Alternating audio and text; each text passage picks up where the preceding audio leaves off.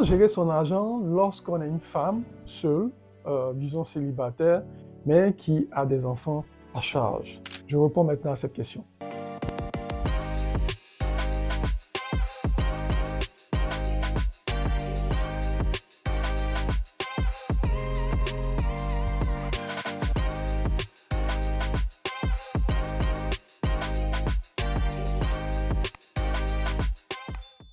Bonjour, je suis Charles Aboké, coach en gestion des finances. La première des choses à faire, c'est de créer un budget strict. Donc, lorsque vous recevez votre argent, la première des choses, c'est de prioriser vos dépenses et aller sur la base des dépenses qui sont vraiment essentielles pour vous et vos enfants pour pouvoir vivre.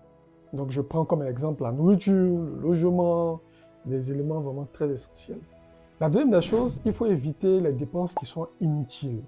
Donc, les dépenses impulsives, par exemple, vous partez quelque part dans un magasin, vous trouvez un article que vous voulez payer et qui n'était pas prévu dans votre budget, vous ne devez pas le faire. Vous devez vraiment éviter les dépenses qui sont basées sur vos émotions. Mais faites des dépenses vraiment de façon rationnelle. La troisième des choses, c'est d'épargner. Vous devez épargner, quel que soit le montant que vous avez. Un minimum, je dirais même de 10% de ce que vous gagnez.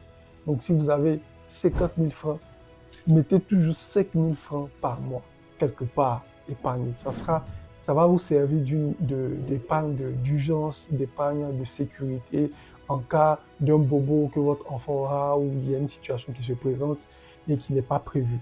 Quatrième des choses, cherchez à augmenter vos revenus. Vous pouvez faire des boulots en ligne, des ventes en ligne, vous pouvez faire un petit commerce de vente d'articles, de vêtements qui vont permettre de pouvoir renforcer vos revenus. La cinquième des choses, c'est d'apprendre à gérer vos finances. Donc l'éducation financière, très important pour vous et aussi pour vos enfants. Vous devez vraiment vous former sur l'éducation financière. Comment gérer les finances. Amenez même vos enfants à pouvoir apprendre. Apprenez-leur à gérer leurs finances. Vous pouvez créer même des petits coffrets dans lesquels à chaque fois ils mettent peut-être de l'argent dedans, des monnaies, des pièces, pour qu'ils puissent développer cette habitude de gestion financière. Comme ça, quand ils grandissent, quand ils vont grandir, ils pourront bien gérer leurs finances et ils sauront comment aborder vraiment l'étape de l'indépendance financière. En sixième, prendre une assurance santé et éducation. Donc, si vous avez la possibilité de le faire, c'est très important de prendre une assurance santé et puis une assurance éducation, disons scolarité. Donc, cette assurance va vous aider à pouvoir couvrir les charges de scolarité de vos enfants et aussi pour la santé, en cas de maladie, vous n'aurez pas à débourser de grosses sommes. L'assurance couvre déjà les problèmes, les maladies, surtout que les enfants, généralement, ils ont des bobos.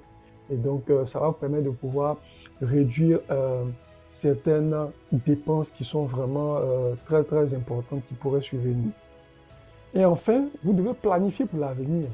Donc, fixez-vous des objectifs. Quelle est la vision que vous avez pour vos enfants? Qu'est-ce que vous voulez vraiment pour vos enfants? Quel est l'objectif que vous voulez atteindre avec vos enfants?